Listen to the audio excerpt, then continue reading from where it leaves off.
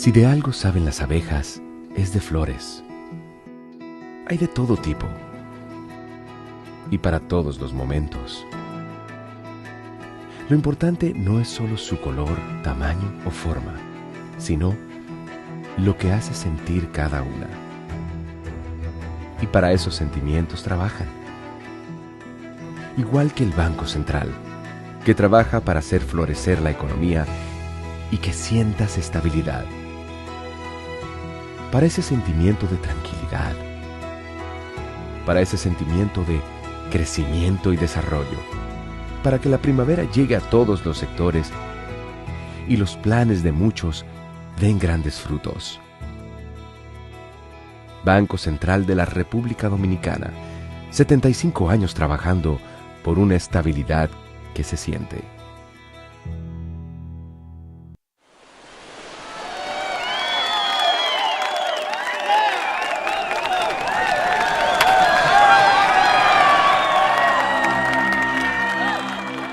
Hemos dado tantos pasos, hemos hecho sueños realidad. En cada esquina de esta tierra vemos toda la felicidad. Oh, oh, oh. Siempre le damos para allá. Equipo que no se rinde, gente buena que da más. En Banreservas ponemos el corazón en el crecimiento de nuestro deporte, comprometidos en todo momento y ocasión en ser el banco de todos los dominicanos.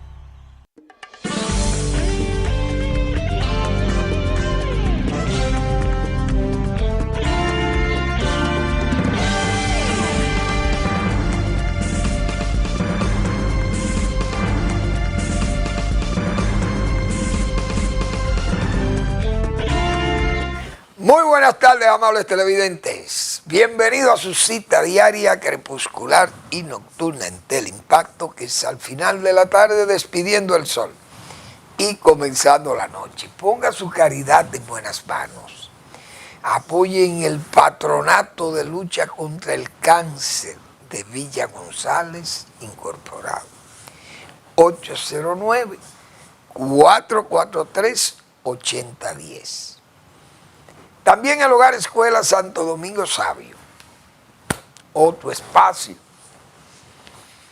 ante esas atenciones de los salesianos, de esa congregación de la Iglesia Católica que regenta esta institución, para formar esos jóvenes que están en alto riesgo, jóvenes sin oficio y sin beneficio. Jóvenes que pueden ser presas fáciles del vicio, de la delincuencia, del crimen, y entonces allí lo forman como ciudadanos ejemplares. Esa es una obra que hay que apoyar. Avenida Independencia, casi esquina Avenida General Gregorio Luperón en Santo Domingo. Bueno, vamos a iniciar el programa con... Yo leí una nota del Banco de Reserva, que ya ayer leíamos también todo ese desempeño que ha tenido el banco en la administración de Samuel Pereira Rojas. Y la participación de la banca, principalmente tres grandes bancos dominicanos, Reservas, Popular y BHD, que están en Fitur, en esa feria internacional de Madrid, en España. Entonces, bueno, se ha anunciado el desempeño de la administración de estos últimos 4 años de Samuel. Y indiscutiblemente el banco ha tenido una participación y un crecimiento, más de 27.000 millones de pesos de ingresos, de beneficios, y eso es mucho dinero, pero además la participación que tiene, más de un 94% de su participación del crédito del Banco de Reserva está en el sector privado, siendo un banco público, Y hay que ver lo que es el Estado dominicano, que es un Estado elefantiásico, que todo pasa por ahí, pero indiscutiblemente el banco ha crecido y ha tenido una participación muy activa en todo el desempeño económico de la nación, principalmente el turismo y el comercio, vivienda, construcciones, MIPYMES, etcétera, etcétera. Pero hay un programa además, se menciona poco porque no es tantísimo dinero, vamos a hablar de 10, 12 o 13 mil millones de pesos que pone el banco en garantía para la pignoración del arroz. Y la gente muchas veces obvia tal vez ver ese tipo de programas porque no son tantísimo dinero para como estamos hablando ahora de trillones de pesos que tiene el banco en activos. Sin embargo, yo muchas veces he tenido que hablar de lo importante de un programa como ese, porque ese programa con el liderazgo del Banco de Reserva arrastra a otros bancos y lo lleva a ese programa de pignoración de arroz que ha sido la salvación de los productores arroceros del país. Pero siempre tengo que decir que es un programa viejo, es un programa de más de 60 años en el país. Eso estaba antes de que naciera Inespre, que nació en el año 1969. Y ya antes de eso, el Banco Agrícola hacía ese trabajo de la pignoración arrocera. Sin embargo, ese programa tenía sus alzas y sus bajas, porque estaba sujeto al pago o a las contribuciones que hiciera el gobierno al Ministerio de Agricultura para atender los pagos que genera ese programa de generación, que son el seguro, el almacenamiento, que es vital, y el financiamiento del capital de trabajo, los intereses. Entonces, todo eso siempre creaba un problema muy serio. Eso llegó hasta el 2004. En el 2004, el gobierno de Hipólito Mejía, 2000-2004, creó un verdadero caos en ese programa. Y como no le pagaban al Ministerio de Agricultura, el Ministerio de Agricultura no podía pagarle al banco, entonces el Banco de Reserva quedó con una deuda de 1.300 millones de pesos de ese programa que nunca pagaron. Porque hay que decir estas verdades con crudeza. Y aquí, el que no quiere que se sepa, que no lo haga ni lo diga, porque yo se lo voy a decir acá. Entonces hubo que hacer un trabajo de filigrana, como se dice, pagarle al Banco de Reserva esos 1.300 millones de pesos, pero al mismo tiempo diseñar un programa de pignoración, que el dinero que se utiliza para esos pagos de intereses y pago de almacenamiento y el pago del manejo de las operaciones de ese programa, se estableció en el 2004, ya en el gobierno de Leonel Fernández, se estableció el pago por vía del presupuesto nacional para no tener que ir al lloriqueo o a esos continuos reclamos al gobierno central para que entregara el dinero. Se estableció en el presupuesto y eso le dio garantía al programa, y hasta hoy el programa está muy bien. Y eso ha estabilizado la producción arrocera y la ha incrementado incluso, porque el productor ya sabe a cómo va a vender antes de sembrar. Visto así, ese programa, hay que decir que ha garantizado el producto básico de consumo de la familia dominicana, que se llama el arroz. Que aunque se han incrementado los precios, porque todas las cosas han ido subiendo, no hay duda, y usted suma la inflación acumulada de 20 años y tiene que saber que hay un incremento en el precio de todos los productos que se comercializan.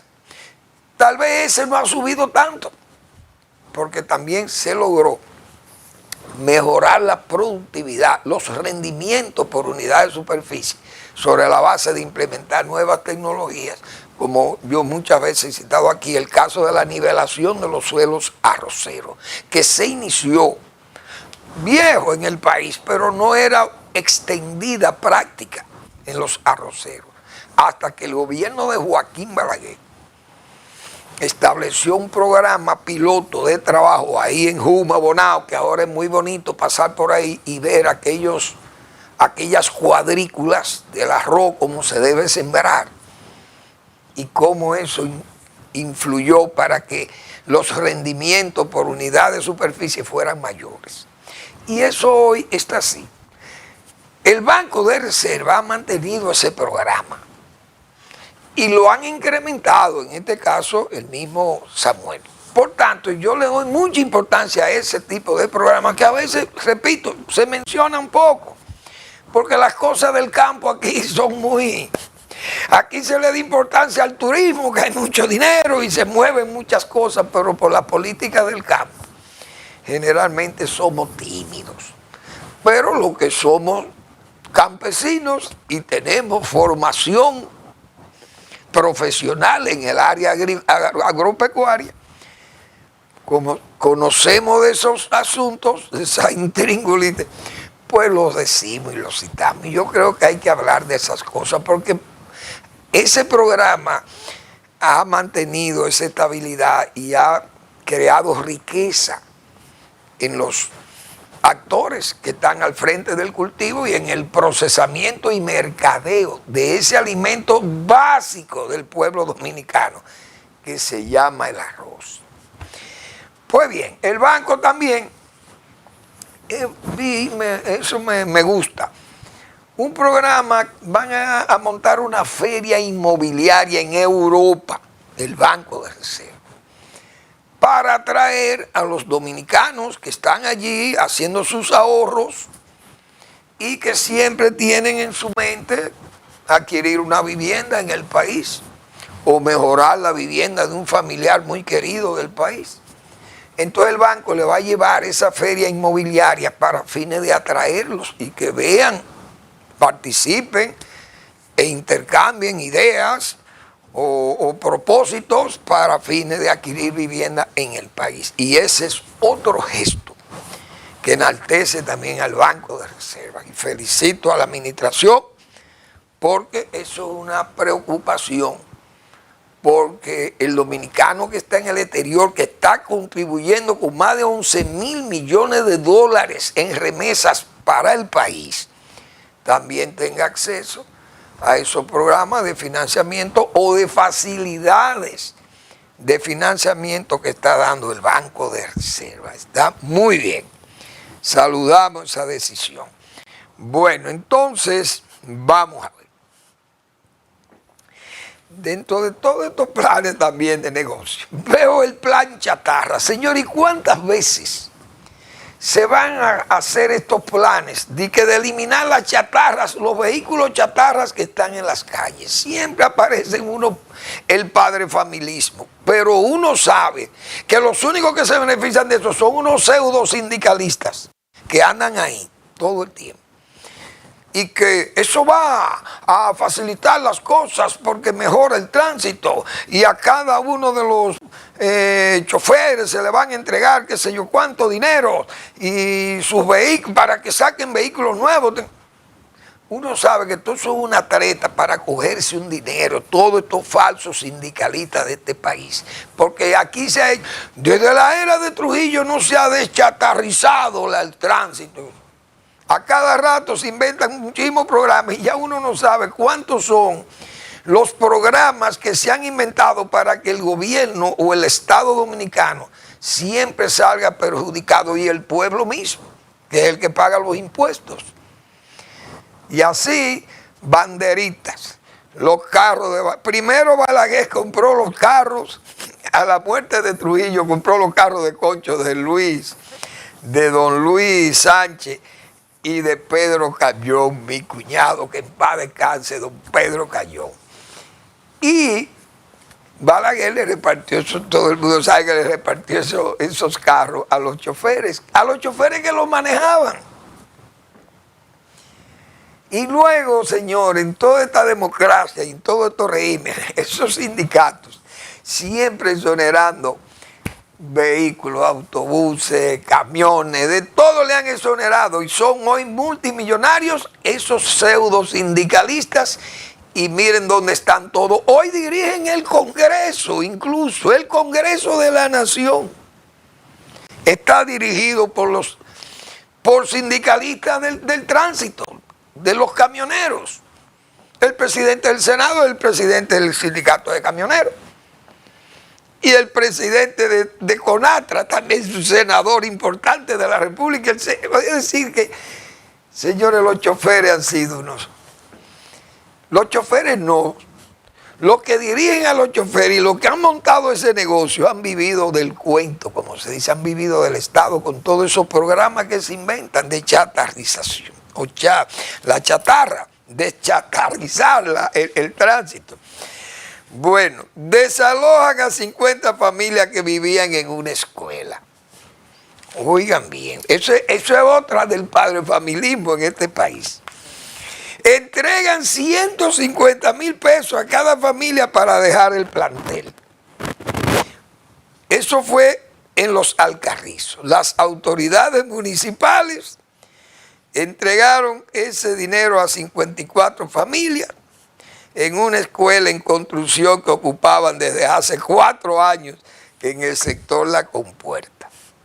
Ese son de los males que tiene este país. ¿Ustedes creen que eso debe ser posible? Pero eso es la tolerancia, eso es el mismo 9. El 9 de la carretera Duarte. El mismo comportamiento en todo. Va la provisionalidad, entran en forma provisional por el padrefamilismo y damnificado o lo que fuere, por las razones que fueron. Ocupan un lugar público. Se establecen ahí, ponen un negocio, su pulpería o su barra o su colmado, o ponen un negocio de lo que fuere, un salón de belleza, etcétera, etcétera. Y luego la autoridad, cuando reclama la autoridad su propiedad, entonces tiene que indemnizar a esa gente que han entrado en forma ilegal. Por eso tengo mis críticas muchas veces al propio presidente Abinader, que ha sido tan generoso con estos títulos definitivos, entregándole títulos definitivos a gente que han sido ocupantes ilegales de los terrenos públicos, muchos de ellos. Otros que son parcelas, esas parcelas de reforma agraria, bueno, esas son parcelas otorgadas legalmente, las que están legalmente recibidas, mejor dicho, porque hay gente que ha hecho muchísimo trapié ahí, muchísimas cosas. Entonces, los gobiernos, por el populismo, el clientelismo, y este gobierno ha sido verdaderamente,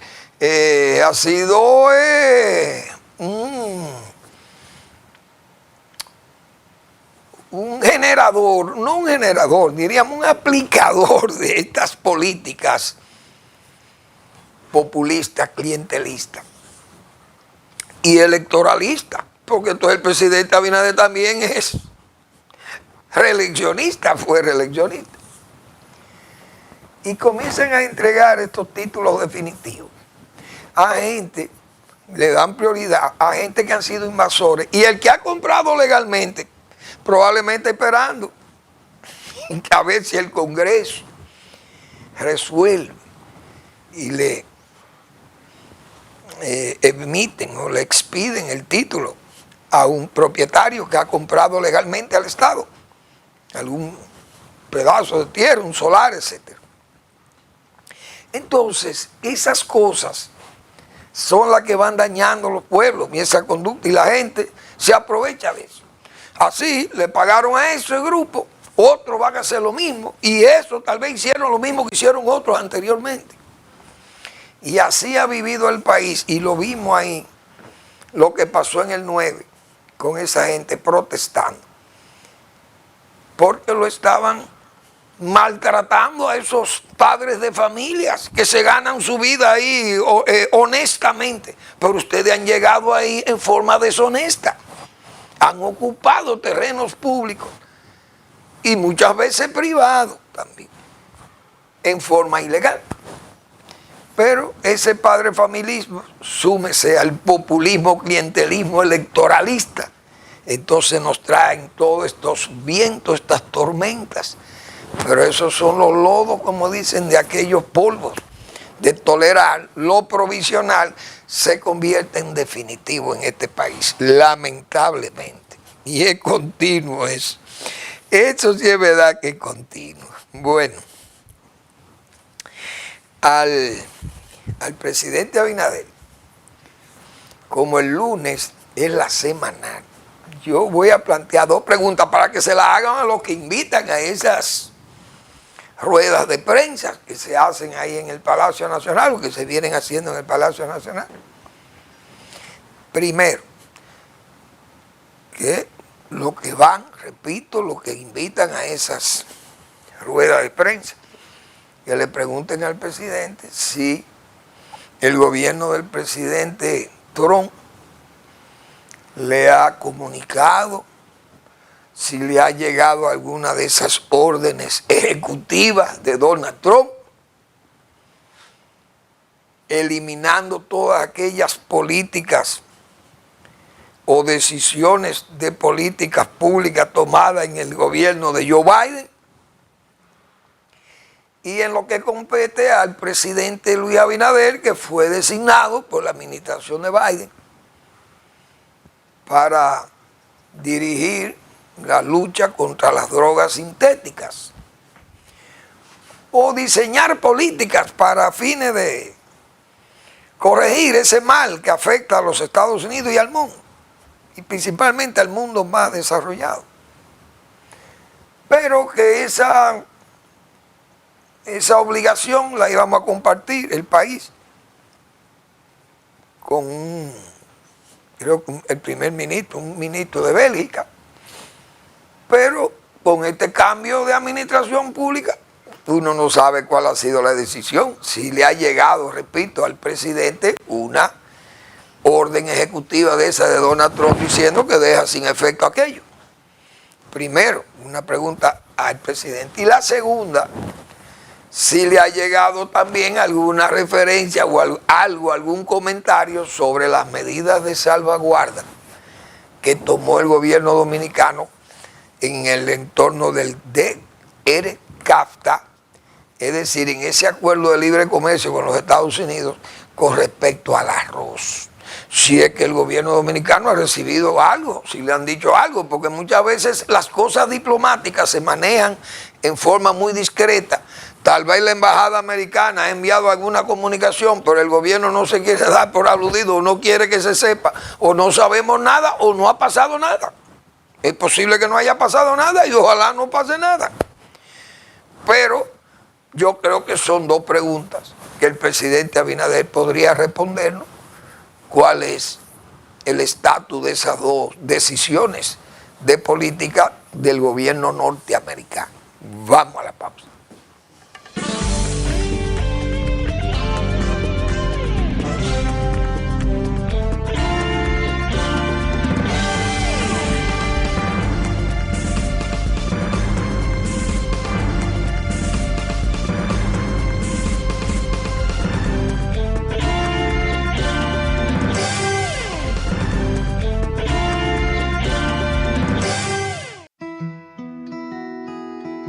Si de algo saben las abejas, es de flores. Hay de todo tipo y para todos los momentos. Lo importante no es solo su color, tamaño o forma, sino lo que hace sentir cada una. Y para esos sentimientos trabajan. Igual que el Banco Central, que trabaja para hacer florecer la economía y que sientas estabilidad. Para ese sentimiento de tranquilidad, para ese sentimiento de crecimiento y desarrollo, para que la primavera llegue a todos los sectores y los planes de muchos den grandes frutos. Banco Central de la República Dominicana, 75 años trabajando por una estabilidad que se siente.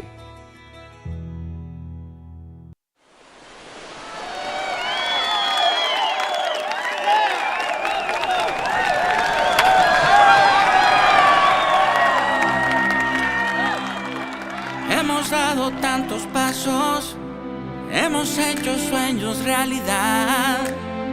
En cada esquina de esta tierra vemos toda la felicidad. Oh, oh, oh. Siempre le damos para allá. Equipo que no se rinde, gente buena que da más. En Banreservas ponemos el corazón en el crecimiento de nuestro deporte, comprometidos en todo momento y ocasión en ser el banco de todos los dominicanos.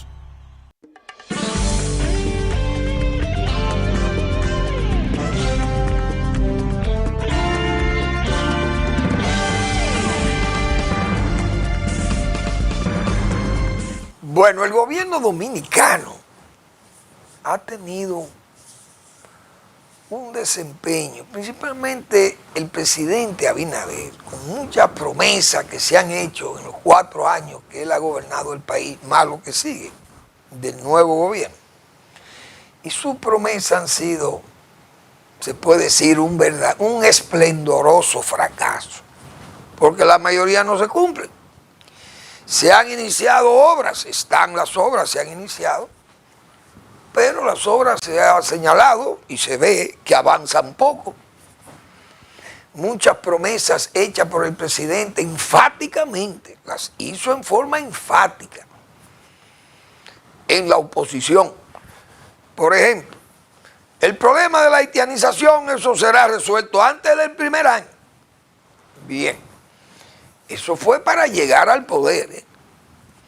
El presidente prometía la misma agilidad de las obras y las obras siguen más lentas que como si estuvieran en una piscina de miel de abeja, como se dice.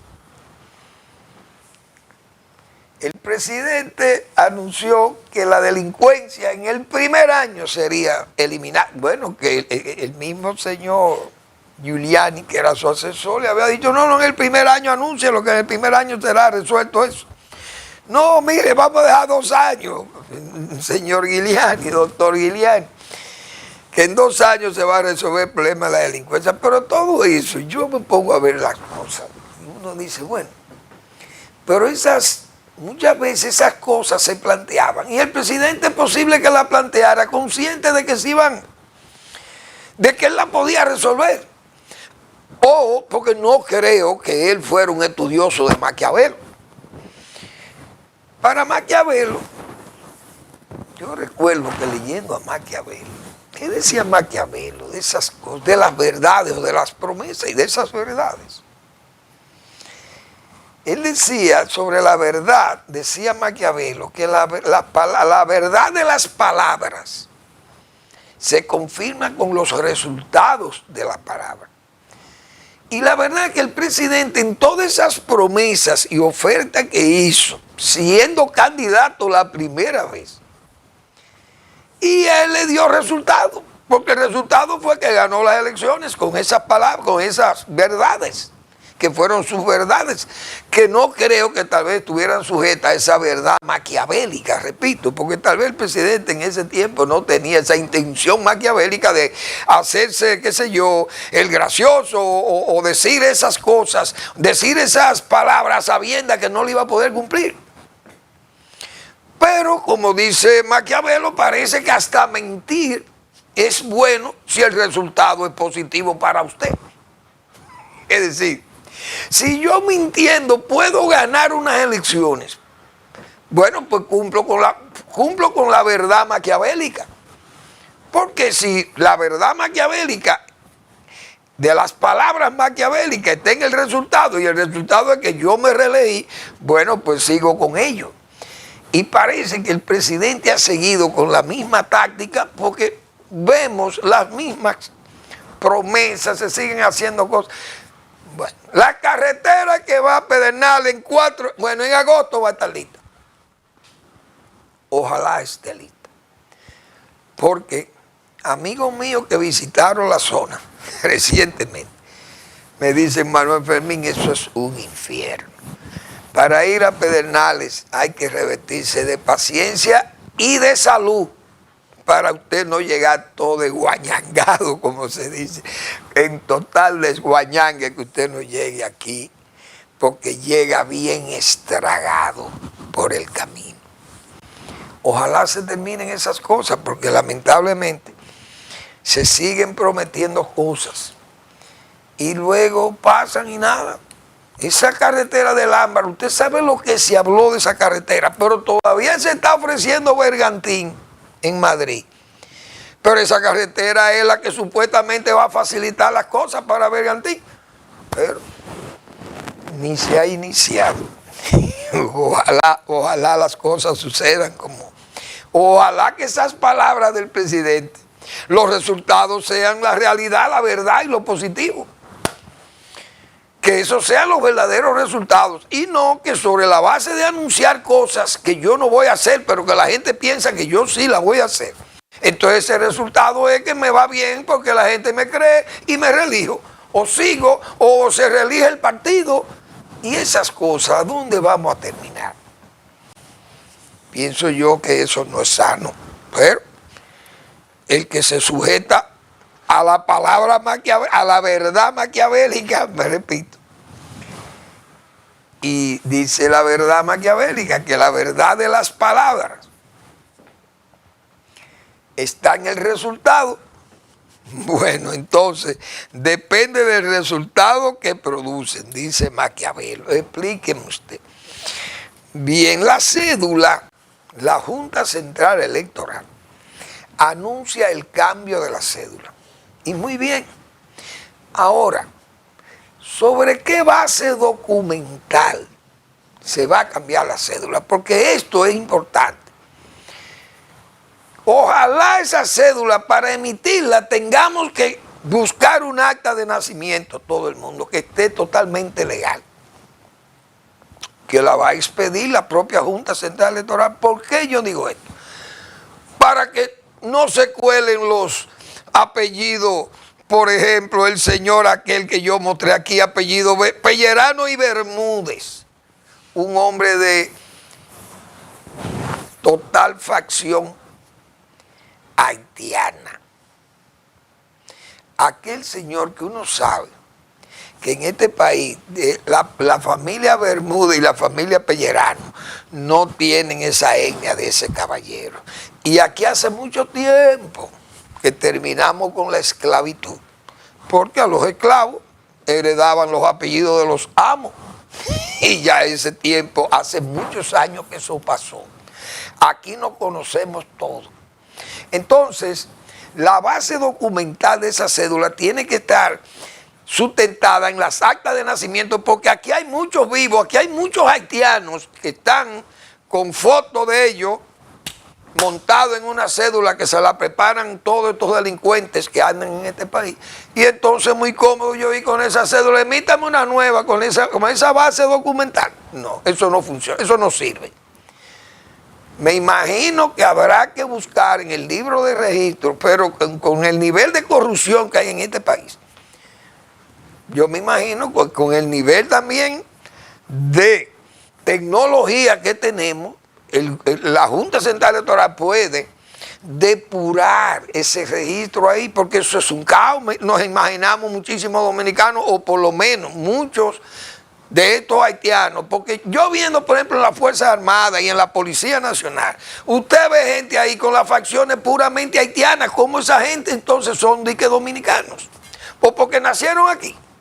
Y nosotros reconocemos el jus soli a gente que nace de padres ilegales. ¿O la Constitución Dominicana dice que no? Que por cierto, decíamos que vimos ayer el caso de un juez federal en Estados Unidos que frenó la orden ejecutiva o el decreto firmado por el señor Donald Trump y lo llamó descaradamente inconstitucional.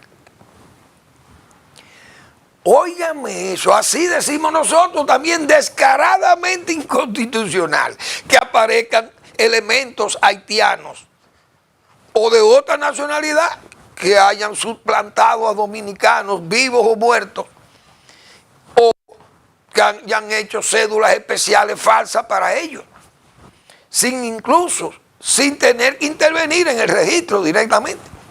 Lo pueden expedir y yo ando con esa cédula y se le enseño a la autoridad y ya dice, ah, no, pues usted es dominicano. Y es apellido Acosta Gómez. Son apellidos dominicanos. Permítame su cédula. O permítame su documento de extranjería. No, yo no soy extranjero, pero usted se ve que es haitiano. Pero usted habla y habla con dificultad el español. No, pero yo soy dominicano y yo nací aquí. ¿Y de qué apellido es usted? Brito. ¿Y de dónde es usted? Brito de la Cuava. O de Yacó. Ah, ok. ¿Y usted de los Britos de Yacó? Sí, yo soy de los Britos de Yacó. Ah, muy bien. ¿Y su padre y su madre? No, ellos eran haitianos. Ustedes están oyendo. Es decir, yo soy dominicano, soy apellido Brito. Y mi padre y mi mamá sí eran haitianos. Mis abuelos eran haitianos. Oye, entonces, ¿y cómo viene esa hispanidad en esos apellidos? Todo eso son montajes y cosas de esto, y así está la guardia, la policía y esas instituciones llenas, viciadas de todo ese comportamiento ilegal de sustitución o de suplantación de nombre y apellido en este registro que es de control de la Junta Central Electoral. Vamos a ver qué va a pasar ahí. Ojalá depuren aquello, si eso sirve para depurar. Bueno, con este asunto de la Barrigol, ahí hay unos zurdos. Ahí hay gente de ese zurdismo frustrado y frustrante, que el gobierno tiene que hacerse cargo de esa negociación con la minera, con Barrigol. Hoy vi ahí en el Nacional que eso sale en 20,000 millones de pesos mudar a esa gente, pero que lo muden. El Estado que pida lo que sea y que mude esa gente a sitio seguro, confiable, porque ya la minera es una realidad y está ahí. Yo soy de los antimineros, pero hay una realidad y un contrato. Eso hay que respetarlo, porque tampoco vamos a andar a los locos aquí. Lo que yo no quiero es que exploten la del Romero en San Juan y otras más. No quiero como dominicano. Pero ya eso es un contrato que está en ejecución. Eso no podemos parar la minería de Bonao.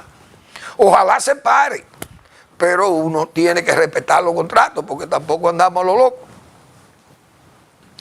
El gobierno tiene que entrar ahí con seriedad a Barrigol y llegar a un acuerdo con esa comunidad y mudar a esa gente donde tenga que mudarlo y hacerle su vivienda. Y si hay que gastar los 20,000 millones de pesos y la minera está dispuesta a pagar algo por eso, lo que fuera, o el Estado tiene que asumir eso contractualmente hablando. Que le hagan eso y ya, y que dejen esa molestia. Y viendo nosotros gente que no tiene nada que... Ahí hay sacerdotes. Ese padre Nino y el padre Rogelio, esa gente no se sabe ni el credo. El credo corto. No son ni que sacerdotes, digo yo, y no se saben el credo corto. Pero esas son gente que lo que van es a distorsionar, porque esa gente no ayuda. Ellos lo que quieren es crear ese ambiente inestable. Y esos excomunistas que andan ahí, que ya han dado la cara, que no buscan más que incitar ahí, porque ¿qué buscan esa gente en eso? Gente frustrado como comunista de izquierda y frustrante. ¿Qué buscan en esta lucha en Barri? Porque después de todo, la minera y el gobierno es que tienen que negociar y ponerse de acuerdo para eso. ¿Por qué? Porque yo no recuerdo a la Atkinson, por ejemplo. La Atkinson fue una compañía que construyó la presa de Sabanayegua. Esa presa de Sabanayegua, el lago de esa presa, llegaba hasta Sabanayegua. ese poblado que estaba allá en las entrañas, en las montañas, por allá cruzando el río La Cueva y el río Grande, había que cruzar para llegar a Sabanayegua y Boichío, esa zona allá. La cola de la presa inundó todo ese pueblo. ¿Qué hizo un gobierno responsable como el gobierno de Balaguer? Bueno, la Atkinson no tuvo que intervenir ahí, la compañía norteamericana. El gobierno de Balaguer construyó el poblado de Sabanayegua, lo construyó donde, ahí en Asua. En el 15 o en el 11 de Asua, ahí está Sabanayegua, un pueblo todo organizado, sus calles, sus vías, todas sus vías de acceso, escuelas.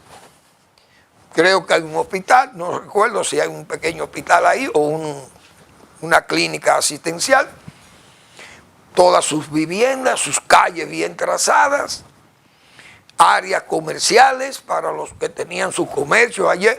Y ahí no hubo ningún pleito, no hubo nada. Eso se asentaron esa gente ahí.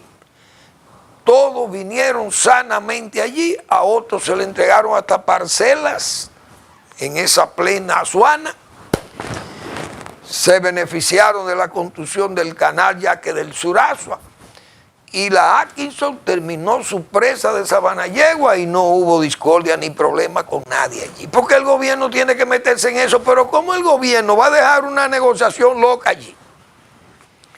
Entre campesinos y la Barrigol en una cosa tan importante como es esa cuestión de la presa de Cola, porque eso viene siendo la cloaca de la compañía. Pero vaya usted a ver qué cloaca es esa. Son líquidos o sólidos disueltos allí, muy peligrosos, que no pueden salir al medio ambiente o filtrarse porque dañan cultivos y dañan acuíferos. Y dañan la vida de los humanos y de los animales de la zona.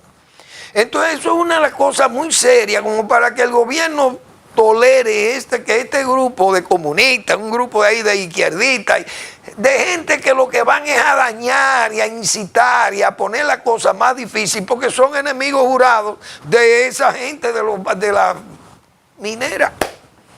Y no podemos actuar aquí como el avestruz. Repito, aunque uno no quiera esa actividad minera, pero ahí hay un contrato y hay una ejecución y ahí hay una inversión que nosotros no podemos ahora ponernos de chivo loco, como se dice, o de caprinos dementes, como decía don Carlos Rafael Goico Morales, que en paz descanse, y hacernos de la vista gorda o el gobierno desentenderse de esto, porque ya eso hay que acabarlo. Vamos a la pausa.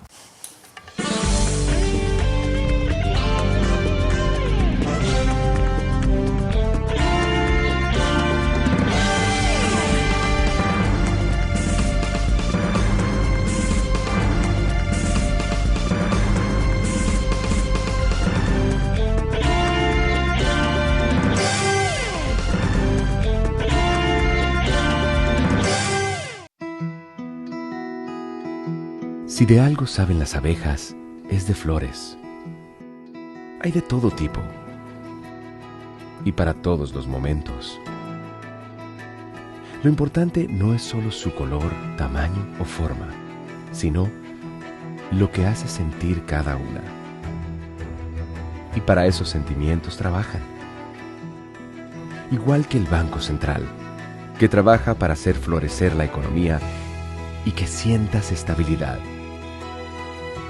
Para ese sentimiento de tranquilidad, para ese sentimiento de crecimiento y desarrollo, para que la primavera llegue a todos los sectores y los planes de muchos den grandes frutos. Banco Central de la República Dominicana, 75 años trabajando por una estabilidad que se siente.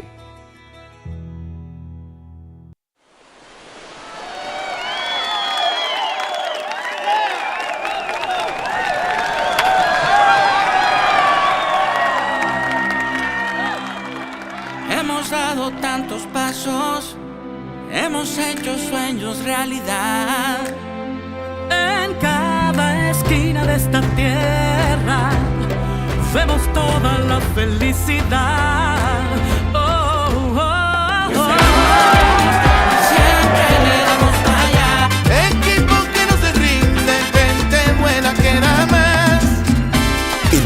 Banreservas ponemos el corazón en el crecimiento de nuestro deporte, comprometidos en todo momento y ocasión en ser el banco de todos los dominicanos.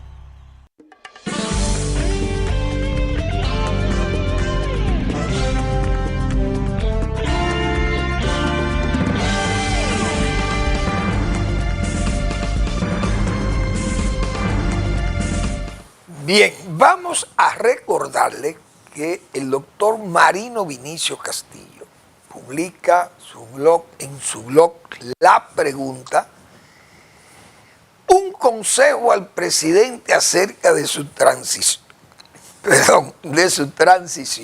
Uno.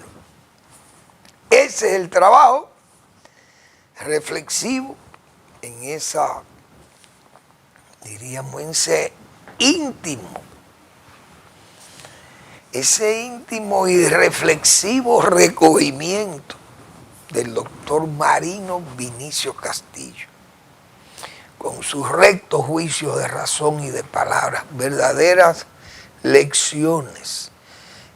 Eso es pedagogía, los trabajos de Marino Vinicio Castillo. Ojalá el presidente oiga esos consejos del doctor Marino Vinicio y Castillo.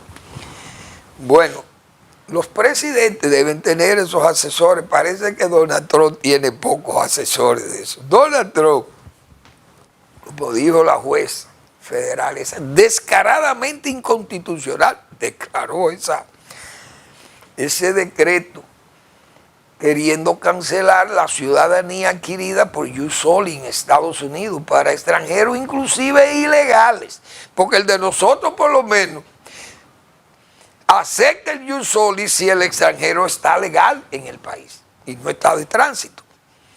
O puede estar de tránsito, pero entonces ya no es, no le acepta el Jus Soli al que está de tránsito, porque usted puede ser un embajador aquí, o un cónsul de un país, puede ser empleado de una empresa y usted está provisional en este país, eso no le da derecho.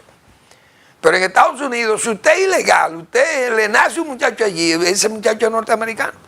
Bien, Trump no puede tumbar eso. Esa es la pura verdad. Porque usted no puede actuar jurídicamente, usted tiene que actuar políticamente, Donald Trump. Donald Trump, si usted emite un decreto, usted tiene que emitir un decreto y actuar políticamente, pero usted no puede actuar jurídicamente sustituyendo a un juez, porque eso no está permitido. Esas son las diferencias, pero parece, digo yo, que a Donald Trump no hay quien lo asesore, porque eso fue lo que le pasó con William Barr, que fue el jefe, el secretario de Justicia de los Estados Unidos en su primer gabinete, y tuvo que pelear con el presidente Trump porque él no entendía eso. Son de esas cosas que los presidentes a veces se ofuscan, pero en esas mismas contradicciones de Trump. Digo yo, Estados Unidos, he dicho yo muchas veces aquí, es la hiperpotencia más atrayente y seductora de la historia. Digo yo, tal vez hiperbolizando mi americanización o mi americanismo. Me pueden decir a mí tal vez eso. Pero yo soy muy dominicano, pero tengo que entender que Estados Unidos es ese país, una hiperpotencia. Pero Donald Trump, con una verdad, diríamos también esa verdad de las palabras maquiavélicas, pero él dirá, bueno, yo mido mis resultados. A Donald Trump le ha dado resultados, decir muchísimas cosas disparatadas, e imputándole también, porque se otra también, que ha sido también, Donald Trump ha sido muy ríspido y le imputa cosas de bajos, ¿cómo diríamos? Con bajos,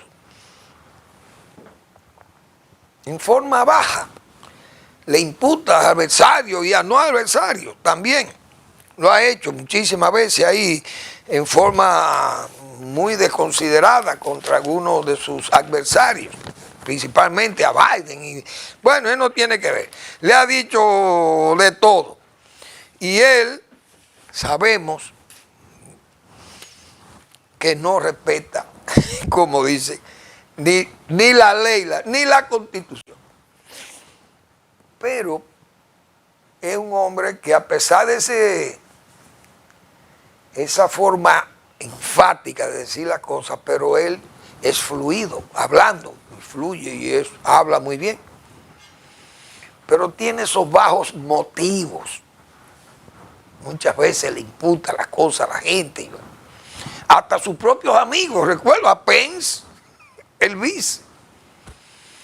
Entonces, la contradicción es que ha querido señalarle al pueblo norteamericano, y lo ha creído el pueblo norteamericano, pero esa es la verdad, como digo yo, maquiavélica. Porque si van a medir por los resultados son positivos para Trump. Pero decir que Estados Unidos es un país que va a ser grande ahora con él y que en 4 días, dice él, que ha conseguido más que en 4 años. Pero ¿quién le ha dicho al señor Trump que Estados Unidos es un paísito cualquiera o que es un país que se disminuyó? Las propias gestiones de poder que él hace, de llamar a capítulo a Rusia y a Trump, a Putin y a los ucranianos y a los europeos y a Panamá y a todo el mundo y a Groenlandia, le mete como dicen los hierros. ¿Por qué? Estados Unidos es esa hiperpotencia, como yo he dicho. Y el poder que da ser presidente de los Estados Unidos, decía Joseph P. Nye, yo me acuerdo de ese libro que yo leí de Nye.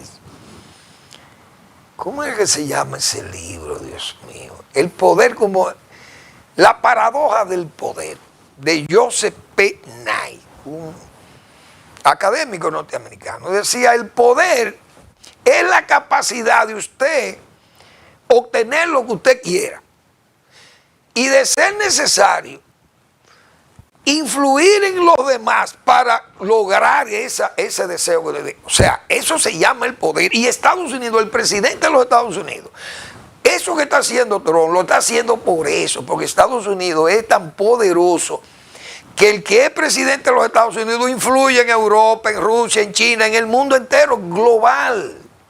Por eso las contradicciones, porque no me diga a mí, o el pueblo norteamericano le compró el discurso a Donald Trump de que está recibiendo un país chiquito, un enano, que Estados Unidos perdió vigencia, que ha perdido capacidad de lucha o de respuesta o de influencia, cosa que es falsa.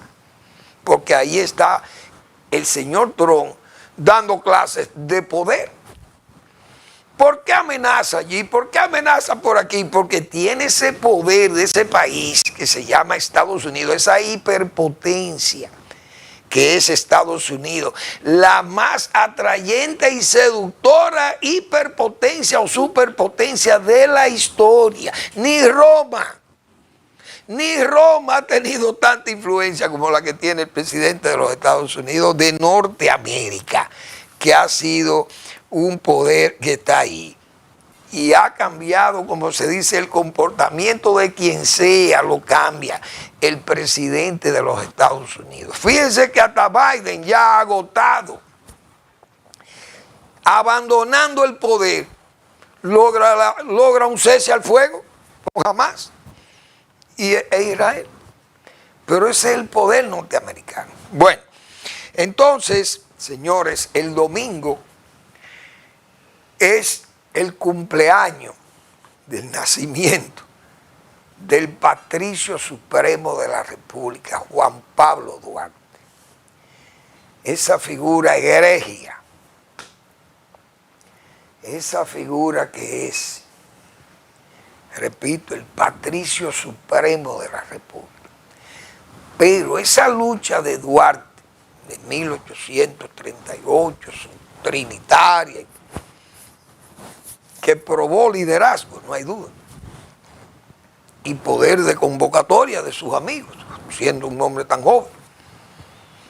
Pero hoy, esa nave de febrero está en zozobra, está expuesta al naufragio.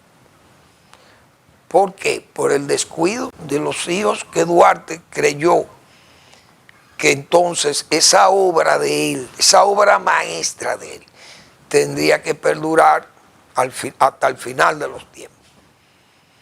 Pero fíjense en el peligro que estamos nosotros con hijos malagradecidos o desconocedores de las ideas de Duarte. Y hoy andamos nosotros en zozobra y tenemos los dominicanos que están luchando. A ver si encontramos a alguien que se parezca a Duarte, por lo menos en la decisión de que este país debe ser libre e independiente y estar ajeno a todas esas malas influencias y más de quienes nos separamos. Señores, que eso es una vergüenza que hoy tengamos los dominicanos que están prendidos de Dios a ver si nos libra de esta zozobra, de este naufragio de la nave de febrero. Gracias por su atención. Nos vemos el lunes en otra entrega de Al Final de la Tarde, despidiendo el sol y comenzando la noche.